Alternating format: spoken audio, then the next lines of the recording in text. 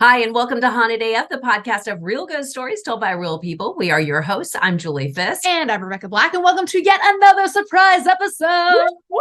Act surprised. Yeah, we decided to drop back in because, well, sad news. We've been watching all the news about Maui and really wanting to do something to help. Like everybody else has, we've been feeling helpless. And so we wanted to compile a list of fundraising organizations, put them in one place to make it easy for everybody, like the Maui United Way, which is helping people directly right now. It's a really easy spot to donate at. So go find that at mauiunitedway.org. And we'll post that link and a ton of the other ones that we found in our show notes or at hauntedaf.com. Yeah. And while we were looking, we also found some of these awesome paranormal podcasts that are based out of Hawaii. The first one is Ghostlore of Hawaii, Paranormal Paradise, which tells us all kinds of spooky stories. Yeah. It's hosted by a guy named Jared Nagao, and he took some time to talk to the podcast. First, I have to say really big thanks to Jared Nagao from the Ghostlore of Hawaii Paranormal Paradise podcast for taking the time to talk to us because I know you're really, really busy right now. In fact, I saw that you just released a new episode of your podcast. Congratulations. Thank you. Yeah, it was a little bonus episode, with the fires that are going on or the fire that happened in Lahaina. I was getting a lot of people reaching out asking for links to resources on how to help. So I wanted to kind of put together, a list. Also, my dad's side of the family is all from Lahaina. So, it's heartbreaking to kind of learn what's going on. And so, yeah, I kind of combined everything in that short little episode and just released it. And yeah. For anyone who's just learning about your podcast, you can find it at ghostloreofhawaii.com. And it looks like you have episodes available everywhere, correct? Yeah, Spotify, Apple Podcasts, all the major platforms. So Jared, that had to be terrifying. So you have family. Are they there in Lahaina? Yeah, my grandma has aunties. My grandma's house, actually, we lost her house in the fires. My aunt's house completely burned down as well. Oh my gosh. So yeah, three of my family's homes were all lost in the fires. Is everyone okay? Was anybody physically injured? Everyone was okay. Luckily, they were able to evacuate. My grandma actually was with my uncle, and they had to evacuate 2 different times as the fires kind of got worse. But everyone's safe. She's staying, with family on the other side of the island. It was pretty scary. We didn't have any contact. All phones were down, and it was a long 24-hour period where we had no clue what was going on. But through Facebook Messenger, we were able to get in contact and find out that, they were all safe. That had to be terrifying for you. I am so sorry. No, thank you. Yeah, it was scary. And, we only found out that we lost our family homes just by seeing the aerial footage on the news and then seeing, my grandma's lot. And it was just, an empty lot. Nothing was really left standing. So that's the only way we were able to confirm that, their house did burn down. So I noticed in this new episode that you just released, and by the way, you have not released episodes for a little while, and I noticed that people were reaching out like, hey, when are we getting new episodes? So I know people are probably excited to see that, but you also did post a lot of fundraising information and links to charity. So which one are you promoting the most right now? What's the one that you really would like to direct people to? I mean, it's really the listener's choice. I try to kind of post a well-rounded list of resources. There's links that go to like the Maui Food Bank. There's links for shelters. There's also links to confirmed GoFundMe pages for victims. And again, you can find that at ghostloreofhawaii.com. Go look for the bonus mini episode, The Visitor, and you can find all of these links. So we know, Jared, because you're part of the Paranormal Podcast family that we all belong to. So, of course, the reason I reached out to you is because I wanted you to tell us some spooky stories. And I want to start, though, because the episode that I listened to of yours most recently was the UAP episode. And that's something we've been talking about a lot, of course, with the big congressional hearings that were going on. We're always just like fascinated by that shit anyhow. So I was wondering, would you mind sharing a little bit of the information that you dug up on your UAP episode? Yeah. And the reason I did that episode was it was just like you, I'm fascinated by all the stories that are coming up, but I also have people that I know that experienced or witnessed strange lights that they couldn't really describe or explain. And So that's kind of what got me to do the episode. One morning, my parents were out walking, before the sun came up, and they saw like a green light just kind of streak across the sky. Definitely not a meteor or what they're used to seeing, like when there's, meteor showers. And it was just super bright, and it just streaked across the sky, and they couldn't explain it. Not too long after that incident, I was visiting some friends back in Kona, and one of my friends, he showed me a video that they recorded New Year's Eve.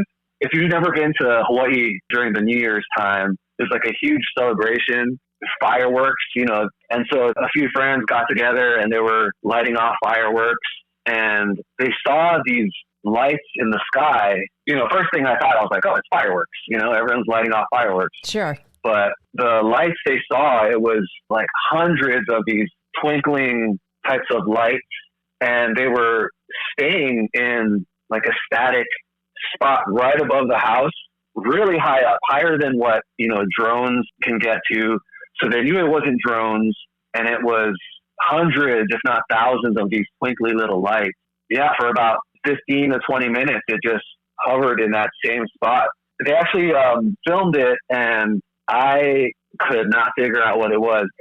So I did post that video on my Instagram. It's Ghostlore of Hawaii. Yeah, and I still haven't really figured out or had anyone reach out and tell me like, oh, this is definitely this phenomenon or something like that. One of my favorite tweets that I saw recently about aliens was that, this UAP activity is just rich aliens from other universes coming down to watch us. Yeah, totally.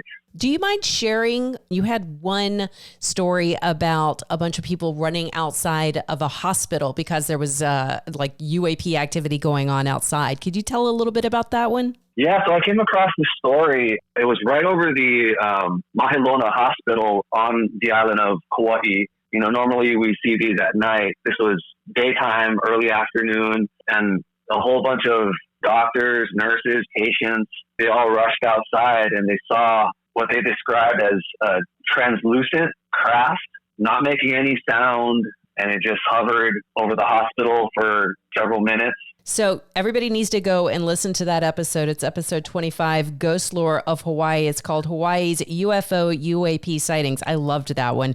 And Jared, do you mind sharing like one more ghost story with us? Like, I love how Hawaii has its own urban legends. Could you pick one of your favorites? Yeah. If you go to Hawaii and you mention the faceless woman, all the locals will know what you're talking about.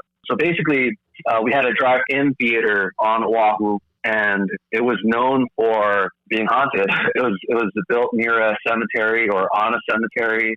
And the story is women would go into the restroom of the drive-in theater, and they would hear crying coming from one of the stalls.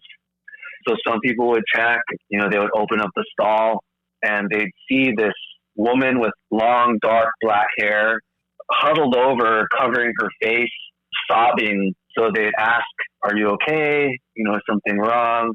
And the woman would stop crying, and she'd slowly lower her hands and look up at them. And she had no face. So it would be just skin stretched over where her eyes and nose and mouth would be. Just a blank face. I mean, they would turn around and run, and sometimes she would chase them and follow them out of the bathroom and vanish, in thin air. No. But and it happened so often that it was reported in the newspaper and enough where all across the state people know of the faceless woman. Is the drive-in still open? Is this a place you can still go to?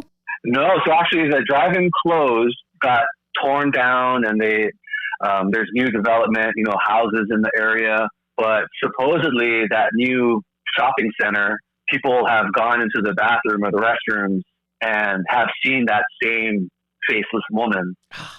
So it sounds like even though they tore down the theater, she still is making herself known. Oh, that's so awesome. Do you have an episode about the faceless lady? Yeah, I do. It's episode 10. That's awesome. Yeah, everybody go check that one out. Ghostloreofhawaii.com. And again, you can find the podcast everywhere.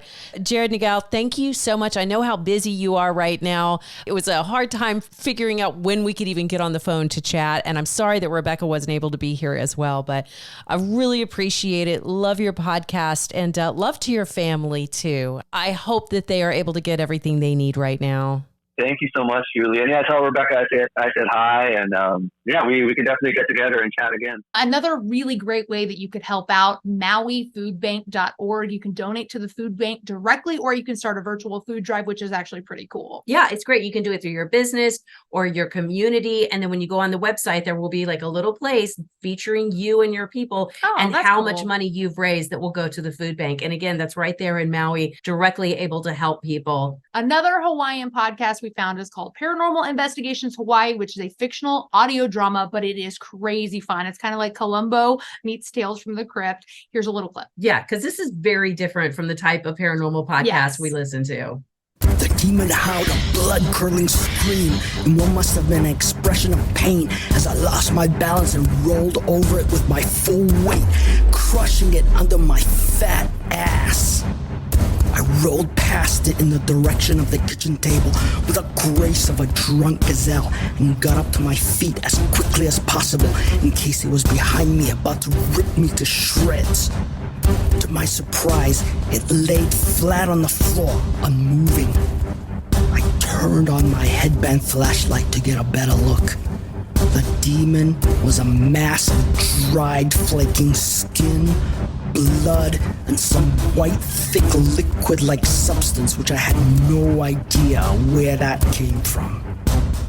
Oh my God. Okay, Ray, I was listening to that in the middle of the gym today, laughing my ass off out loud, getting stared at. It's called Paranormal Investigations Hawaii. It's hosted by Ray Khan, and I am so excited to have you on the podcast. Welcome. Thank you. So aloha to Julie and Rebecca. Thank you so much for having me. And you might notice it says Harry Wong on my video. So that's my alter ego. I don't know how to change that. But my name is Ray Khan. And yeah, I'm so glad to be here on your podcast. What's the alter ego about? So basically, that's the character in my podcast. He's a PI, which in this case stands for Paranormal Investigator. When I was listening today, I was like, God, is this based on like a web comic or something, or YouTube? Because I was like, the music is so great. Totally. The writing is great. There's sound effects. And then I go to the website and it says that you do all of it yourself. This is all you. It's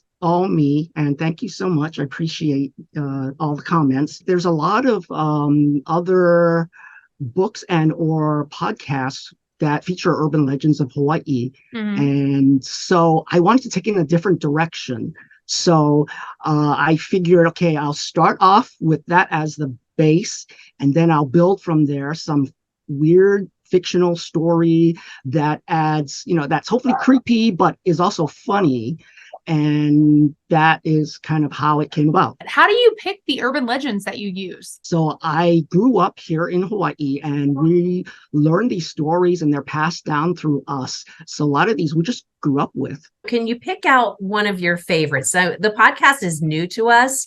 So I'm like 2 episodes in right now. So like, what is one of your favorite real urban legends that these stories are based on? So the first episode is called The Demon of 8th Avenue. And that is near and dear to me because I live right near where this house used to be located. And I would drive past it late at night coming home.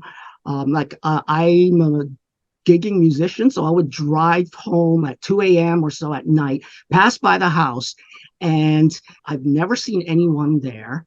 It's old, the paint is peeling, and on the second floor, there's a bedroom window where there's a light, a single light bulb that's always on 24/7. So all the people have always thought, hey, there's something weird going on in that house. And, realistically, when I'm driving by late at night, and I don't know if it's my imagination, but I swear sometimes I see in that second floor window with that single light bulb, like maybe a shadow moving around in the background or something. Ooh. We've always thought it was a creepy haunted house. That's where the impetus for this story came from.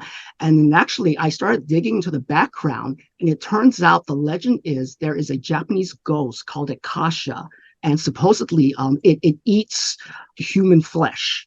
And so if you look into old newspaper clippings, there's 2 reported incidents that have occurred there in the past that have actually been documented. I am kind of curious. Have you ever written something and then kind of freaked your own self out? After I've written it and I put it together and I listen back, it's gotten me emotional in a certain way, because one of the episodes is called The Ghost Dog of the Contessa, where there is a building called the Contessa here in Honolulu that's supposed to be haunted by a dog. And so I kind of crafted a small fictional story where the dog was missing its master. And then it got me a little bit emotional thinking about dogs that, when master passes, what happens to the dog? That is really Who takes care of it? I literally had that thought with every animal I've ever owned. I was like, what if I die? How sad is he going to be without me? Yes. And what happens to him? What if they go someplace with someone who isn't taking as good a care of them? Exactly. Switching lanes. One thing that you've done, I've noticed I feel like maybe a couple of times, but graphic descriptions of vomit. So graphic with the vomit. I gagged at one of them. Which I have to say, that's a thing about me. I love vomit. Is always, if I'm not cleaning it up, vomit is always funny to me. And that's one of the things I was laughing so hard at. It's like, I appreciate that you really go for it with that. So I'm glad you get that, because, as a, goofy male, and I guess females also enjoy body excretion jokes. Yeah. Weird things coming out of the body. Yes. That's one of my hallmarks, I guess. I also love that you refer to your fat ass a lot. And now looking at you in person, in no way, like, you do not have a fat ass. You do not have a fat ass. No, right. And in fact, Yeah, I don't believe that Harry Wong has a fat ass either. Yeah, it's kind of a literary license, I guess. It's hilarious.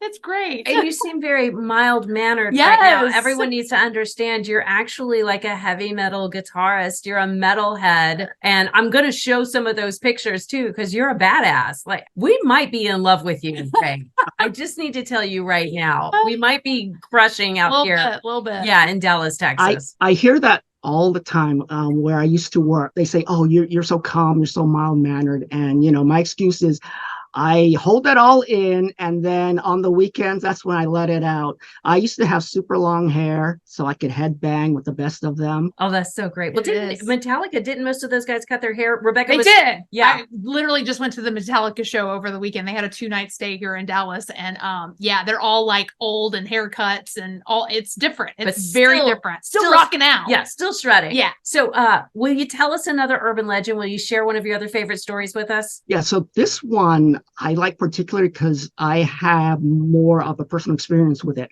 And so it's in an upcoming episode, hasn't been published yet. It's called The Cursed Cubicle. So where I used to work, there was one cubicle everybody thought was cursed or haunted. No one would want to sit there because there would be weird smells coming from it. Sometimes you would hear whispers when you're close by.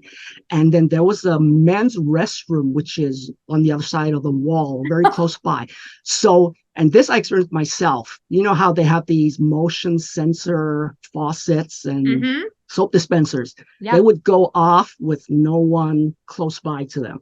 You'd be there ready to exit, and you hear the water go on by itself, and there's no one else in there. And that would creep me out. I got more information on this recently from a coworker that they had a kahuna or Hawaiian priest come to bless the office because of that. Wow. And he said there was an employee who was disgruntled and who was leaving a lot of negative energy, and that woke up the spirits in that area. After the employee left, they said everything calmed down after that. Could that be a reason to let someone go? It's like, your bitch ass is disturbing. Bringing down the whole vibe. Yes, you're like bringing in ghosts, angry ghosts. So you have to leave. I think we got to pull in HR and, add that as another reason. I feel like that's a lawsuit waiting to happen. They fired me because I brought in ghosty spirits. Yeah. So, Ray, when I very first reached out to you, you said that your wife had a couple of paranormal experiences. Yeah, she's a lot more sensitive to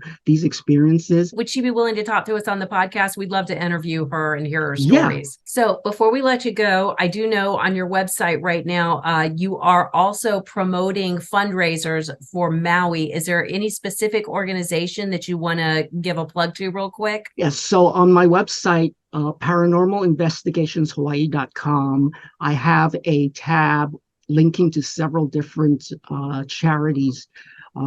Because as you have heard, the recent Maui wildfires, there's over 100 people that they have identified as deceased. And there are hundreds, maybe even 1,000 people missing still, that they're still searching through the rubble. I don't have a specific one in mind, but there's charities like the Red Cross. There is a Hawaii Foundation charity, which is specific to Hawaii and Maui. And there's also the Maui Humane Society. That's something that sometimes gets glossed over, but pets are affected too, and we have pets that need a home and or adoption. So the Maui Humane Society is also a good charity to support. And they've been great because they are providing vets to treat the injured animals. And they're also providing free pet supplies for people who have lost everything. So you don't have your kennels, you don't have your food, you don't have all the stuff that you need. So I believe that's MauiHumaneSociety.org is that website. So, but we will send everybody towards your website. We're going to have stuff posted at hauntedaf.com as well. So, I want to call you Harry Wong. I know, Wong, right, Harry? Harry Wong, PI, Ray Kahn. Please keep in touch. Everybody go and check out Paranormal Investigations Hawaii. It is so much fun. And get ready for the vomit scenes because they are brilliant. Warning. Yeah. Thank you so much, Ray. So mahalo, just thank you in Hawaiian for having me on. And I hope to keep in touch with you guys. All right, guys, remember you can find ways to donate at paranormalinvestigationshawaii.com or on Jared's site, ghostloreofhawaii.com. Oh, and here's another one I thought was really cool. This one is MauiRapidResponse.org. And the money they raise there goes to residents or first responders directly. So you can donate through vetted GoFundMe pages or even straight to their Venmos. Nice. All right, guys, don't forget Haunted AF is still posting weekly episodes on our Patreon page, patreon.com/hauntedaf. We've also got an interview with Stephen Ballou of the Night Owl podcast. That's coming up here pretty quick. You should also check out our Lego videos. They are getting better and better every single time we do a little collaboration with Marmot Animation. So thank you so much for that. Please go check out their YouTube page as well. And again, we're going to post the link in the show notes or at hauntedaf.com. Haunted AF is going to return for a month in October. That's going to be 4 straight weeks of scary stories, but we need yours. Of course, ghosts, Bigfoot, UFOs, glitches in the Matrix, dead pets, or even just that weird shit. We'll take them written or recorded, audio or video, but send it all to hauntedafpodcast@gmail.com so we can use them this October on Haunted AF.